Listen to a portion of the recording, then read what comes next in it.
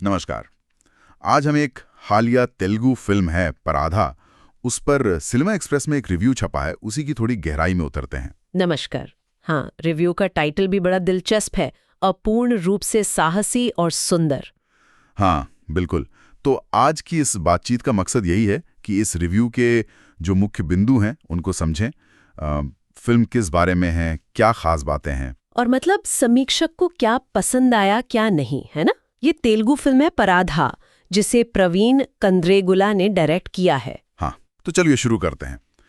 Review की शुरुआत ही पता है एक बड़ी चौंकाने वाली बात से होती है। अच्छा, क्या? कि जो मुख्य अभिनेत्री हैं अनुपमा परमेश्वरन, टिल्लू स्क्वायर से काफी हिट हुई थी अभी। हाँ, बिल्कुल। उनका चेहरा फिल्म के लगभग आधे हिस्से तक ढका रहता है। ये सुनने में ही बड़ा अजीब सा, मतलब कमर्शियल लिहाज से बड़ा जोखिम लगता है। बिल्कुल। और रिव्यू कहता है कि ये सिर्फ कोई स्टाइल के लिए नहीं किया गया है। समीक्षक का कहना है कि इससे होता यह है कि दर्शक मजबूर होते हैं कि सुब्बू, जो अनुपमा का किरदार है, हाँ। उसकी भावनाओं को सिर्फ चेहरे से नहीं बल्कि उसकी बॉडी लैंग्वेज, आवाज के उतार चढ़ाव, जो डायलॉग्स हैं उनके बीच जो नहीं कहा गया, उससे समझे। अच्छा। और मजे की बात, जब पर्दा हटता भी है ना, तब भी ऐसा नहीं कि एकदम ग्लैमरस बना दिया हो। नहीं, बिल्कुल नहीं। तो ये निर्देशक प्रवीण कंद्रेगुला का एक सोचा समझा, कह सकते हैं, साहसिक कदम है। तो ये सिर्फ स्टंट नहीं, कहानी कहने का एक तरीका है। अच्छा, तो फिल्म का जो मूल विचार है, सेटिंग है, उसके बारे में रिव्यू क्या कहता है? काल्पनिक गांव है शायद? हाँ, एक काल्पनिक गांव है जिसके अपने कुछ रीति रिवाज हैं, थोड़े अजीब पर भरोसेमंद लगते हैं, ऐसा रिव्यू कहता है। और ये सेटिंग एक कैनवस बन जाती है। किस तरह का कैनवस, मतलब क्या दिखाने के लिए? जिस पर फिल्म कई जरूरी मुद्दे उठाती है, जैसे पितृसत्तात्मक कंडीशनिंग, मतलब समाज में जो गहरी सोच बैठी है ना, पुरुषों को लेकर, महिलाओं को लेकर। हाँ, जो दायरे बना देती है। बिल्कुल, वो फिर सामाजिक नियम और इंसान की अपनी मर्जी, अपनी इच्छा, और इनके बीच जो टकराव होता है। पर सिर्फ टकराव नहीं। अच्छा। फिल्म ये सवाल भी उठाती है कि क्या ये टकराव जरूरी भी है या इसे बनाया जाता है। दिलचस्प। इसका कोई उदाहरण दिया है रिव्यू ने कि ये कैसे दिखाया गया है? हाँ, छोटे छोटे उदाहरण हैं पर असरदार हैं। जैसे एक सीन है जहाँ एक छोटी लड़की बाहर खेल रही है, उसे टोक दिया जाता है, कहा जाता है कि जाओ मेहंदी डिजाइन चुनो, जबकि खेलने की मनाही नहीं है शायद। हाँ, वहाँ के नियम के हिसाब से वो खेल सकती है, पर उससे रोका गया। या फिर सुब्बू का ही केस ले लें, वो सारे नियम कायदे मानती है, फिर भी गांव का मुखिया बड़ी आसानी से उसे इलामती अम्माई कह देता है। मतलब इस तरह की औरत। ओहो, मतलब नियम मानने पर भी लेबल लग गया। बिल्कुल। तो ये दिखाता है कि पितृसत्ता की जड़ें कितनी गहरी हैं, कि नियम व्यम सब एक तरफ। समझ गया। और वर्ल्ड बिल्डिंग, मतलब दुनिया रचने के बारे में क्या कहा है, खासकर शुरुआत में? शुरुआत की वर्ल्ड बिल्डिंग से समीक्षक काफी इम्प्रेस्ड लगती हैं। वो जो गांव के मेले वाला पहला सीन है ना, हाँ, उसकी बहुत तारीफ है। कहा है कि अकेले उस एक सीक्वेंस में किरदारों और उनके रिश्तों की जितनी परतें खुलती हैं, उतनी कई पूरी फिल्मों में भी नहीं दिखती। अरे वाह, ये तो बड़ी बात है। हाँ, ये प्रवीण कंद्रेगुला की कहानी कहने की क्षमता दिखाता है, ऐसा रिव्यू का मानना है। लेकिन गति, स्पीड को लेकर कुछ कहा है? अक्सर जब इतनी डिटेल में दुनिया बनाते हैं तो फिल्म धीमी हो जाती है शुरू में। हाँ, ये बात मानी है रिव्यू ने कि शुरुआती हिस्सों में गति थोड़ी धीमी लग सकती है। वजह वही है, एक तरफ तो ये अनोखी दुनिया बना रहे हैं, दूसरी तरफ सुब्बू का जो मेन संघर्ष है उसकी नींव रख रहे हैं। वो आदमी को ढूंढ रही है जिसने उसकी जिंदगी खराब की। हाँ। इन दोनों चीजों में थोड़ा वक्त लगता है, शायद कुछ लोगों को ये धीमा लगे। ठीक है, अब आते हैं किरदारों पर। रिव्यू कहता है नारीत्व के कई शेड्स हैं, तो मुख्य किरदारों की बात करते हैं। सुब्बू से ही शुरू करें, अनुपमा परमेश्वरन। हाँ, सुब्बू जो नियम मानती तो है, पर उसके अंदर एक ताकत है, एक लचीलापन कह सकते हैं। कैसे? जैसे जब गांव में हंगामा होता है उसके कारण, तो वो साफ कहती है कि माफी नहीं मांगेगी, चाहे जो हो जाए। रिव्यू उसके इस निश्चय की और अनुपमा के अभिनय की उसे शानदार कहा है, खासकर ये देखते हुए कि चेहरा ढका था काफी टाइम। एग्जैक्टली, वो बहुत बड़ी चुनौती थी, बिना चेहरे के भावों के वो सारी भावनाएं पहुंचाना। अनुपमा ने बहुत अच्छा काम किया है, ऐसा रिव्यू मानता है। ये वाकई दिलचस्प है।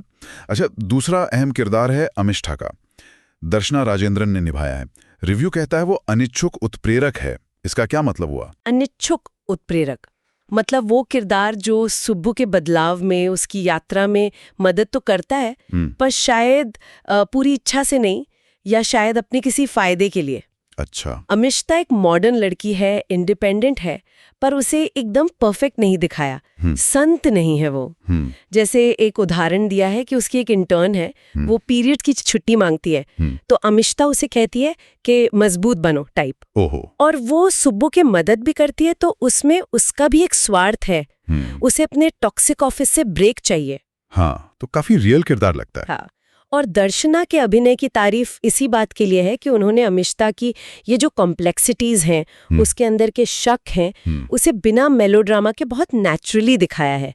ताजगी है उनके अभिनय में। समझ गया। और तीसरी मुख्य महिला पात्र रत्नम्मा, संगीता कृष, उनका किरदार कैसे अलग है? रत्नम्मा का किरदार एक तरह का कॉन्ट्रास्ट दिखाता है। कैसे? वो सुब्बू के लिए तो कोई दांवों से लड़ जाएगी, उसमें बहुत हिम्मत है, लेकिन अपने पति के सामने वो थोड़ी दब जाती है। अच्छा। उसके पति का किरदार हर्षवर्धन ने निभाया है, और रत्नम्मा और उसके पति के जो फोन कॉल्स हैं, रिव्यू ने उन्हें फिल्म के सबसे मजेदार हिस्सों में से एक बताया है। मजेदार मतलब कॉमिक? हाँ, उनमें ह्यूमर भी है, पर टेंशन भी। हम देखते हैं कि कैसे वो धीरे धीरे बदलती है। पहले डरती है, बहाने बनाती है, फिर थोड़ा अपराध बोध आता है, और आखिर में वो अपने दमनकारी पति के खिलाफ आवाज उठाना शुरू करती है। और पति का किरदार हर्षवर्धन का? उनका रोल स्क्रीन पर कम है, पर महत्वपूर्ण है। रत्नम्मा के साथ उनके फोन कॉल्स वाले सीन इसलिए भी खास हैं क्योंकि रिव्यू के मुताबिक ये उन कुछ पलों में से हैं जहां फिल्म अपने गंभीर विषय जैसे घरेलू दमन, हाँ, इन सीन्स में हास्य और तनाव का जो मिक्स है वो दर्शकों को बांधे रखता है। तो ये तो हुए किरदार। अब फिल्म की जो ताकतें हैं, ओवरऑल विजुअल्स का जिक्र था शायद। हाँ बिल्कुल, विजुअल्स की तो बहुत ही तारीफ है। सिनेमैटोग्राफर है मृदुल सुजीत सेन। उनके काम को अविश्वसनीय फ्रेमिंग और रंगों का उपयोग कहा गया है। और ब्लॉकिंग भी, मतलब सीन में एक्टर्स कहाँ खड़े हैं, कैमरा कैसे मूव कर रहा है, उसे भी इनोवेटिव बताया है। तो लगता है देखने में फिल्म काफी सुंदर होगी। विजुअल्स के अलावा कहानी कहने के लेवल पर क्या मजबूत लगा समीक्षक को? फिल्म का जो बीच का हिस्सा है, मिडिल पार्ट, जहां सुब्बू, रत्नमा और अमिष्ठा, ये तीनों औरतें एक साथ सफर पर होती हैं। अच्छा, रोड ट्रिप जैसा कुछ? हाँ, कुछ वैसा ही, एक रोड मूवी जैसा बन जाता है वो हिस्सा। रिव्यू ने उसे फिल्म का दिल कहा है। क्यों? क्या खास है उसमें? खास ये है कि यहाँ ये तीनों बस साथ हैं, बहस कर रही हैं, एक दूसरे के विश्वासों पर सवाल उठा रही हैं, जैसे सुब्बू का पर्दा, मजाक कर रही हैं। रिव्यू कहता है ये पल इसीलिए अहम है क्योंकि बिना किसी बाहरी दबाव के, या वो जो पुरुष नजरिया वाली बात होती है ना, हाँ, मेल गेज, उसके बिना बस औरतों के आपसी रिश्ते, उनके अनुभव उनको दिखाते हैं। आपने पुरुष नजरिए का जिक्र किया, इस पर और कुछ कहा है रिव्यू ने? हाँ, एक सीन बताया है जहां ये तीनों एक लैंडस्लाइड हटने का इंतजार कर रही हैं, और सुब्बू कहती है मैं बस थोड़ी देर और सड़क पर रहना चाहती हूँ। मतलब आजादी का एक पल। हाँ, और समीक्षक यही सवाल उठाता है कि आखिरी बार ऐसी मेनस्ट्रीम फिल्म कब देखी थी जिसमें औरतें स्क्रीन पर बस मौजूद हों, अपनी कहानी जी रही हों, बिना किसी उम्मीद के, बिना किसी ऑब्जेक्टिफिकेशन के। इसे एक उपलब्धि माना गया है। सही बात है। और फिल्म की साहसिकता, बोल्डनेस, उस पर भी जोर है ना? बिल्कुल, जैसे शुरू में अनुपमा का चेहरा ढकना, वो तो था ही। एक और सीन का उदाहरण दिया है। कौन सा? जहां एक आर्मी ऑफिसर अमिष्ता से कहता है महिलाओं को एक दूसरे को समझना होगा क्योंकि पुरुष कभी सहानुभूति नहीं रख सकते। अरे, ये तो काफी डायरेक्ट स्टेटमेंट है। हाँ, और ऐसी इंडस्ट्री में जो ज्यादातर पुरुष दर्शकों को सोचकर फिल्में बनाती है, उसमें इस तरह के डायलॉग डालना वाकई बहादुर लगता है। रिव्यू मानता है कि पराधा बनी बनाई सोच को चैलेंज करने से हिचकती नहीं है। ये सब तो बहुत पॉजिटिव बातें लग रही हैं, लेकिन रिव्यू ने टाइटल में अपूर्ण भी कहा था। तो कमजोरियां क्या हैं? कहाँ चूकती है फिल्म?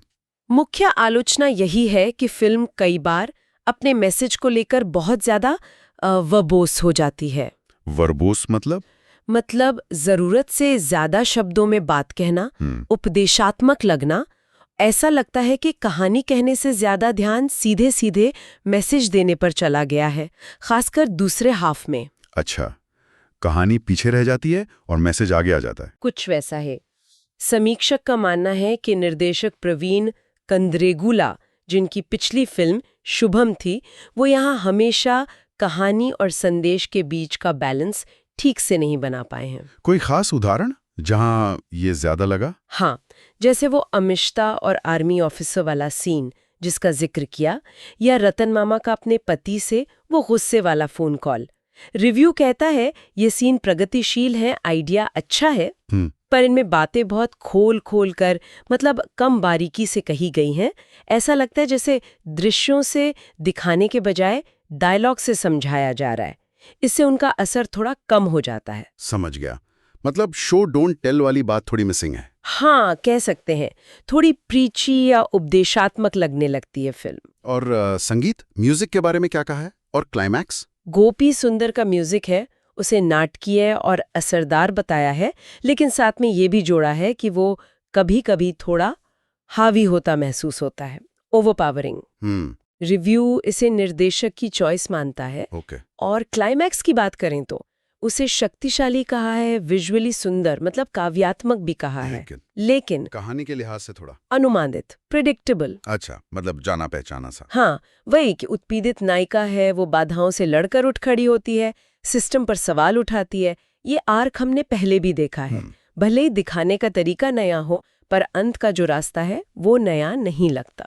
तो मतलब इन सब अच्छी और थोड़ी कमजोर बातों को मिलाकर फाइनल वर्डिक्ट क्या है रिव्यू का? रेटिंग क्या दी है? रेटिंग दी है 3.5 स्टार 5 में से। 3.5, ठीक है। हाँ, और कहा है कि एक साहसिक फिल्म है, दिखने में खूबसूरत है, जरूरी विषय उठाती है, पर हाँ अपनी बात कहने में थोड़ी वर्बोस है, और कहानी और संदेश का संतुलन हमेशा नहीं साध पाती। लेकिन ओवरऑल टोन पॉजिटिव है या नेगेटिव? नहीं, टोन काफी हद तक पॉजिटिव ही है। रिव्यू इस बात पे बहुत जोर देता है कि ये एक जरूरी फिल्म है। इसकी कमियों के बावजूद ऐसी और फिल्में बननी चाहिए।